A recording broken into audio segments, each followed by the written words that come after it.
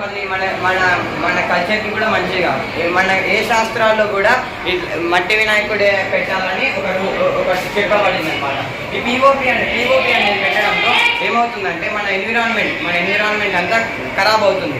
ఎలా అంటే మనం నదుల్లో వినాయకుడిని వేస్తాం, పిఓపి వినాయకుడిని. ఆ వినాయకుడిని వేయడంతో ఆ నదుల్లో ఆ కెమికల్స్ ఉంటాయి కదా పిఓపిలో, ఆ కెమికల్స్ అన్నీ నదుల్లో కలిసిపోయి నది అంతా మంచి ఉండే నది అంతా చెడుగా అయిపోతుంది అనమాట. ఎట్లా పొల్యూషన్ అయిపోతుంది అనమాట నది మొత్తం.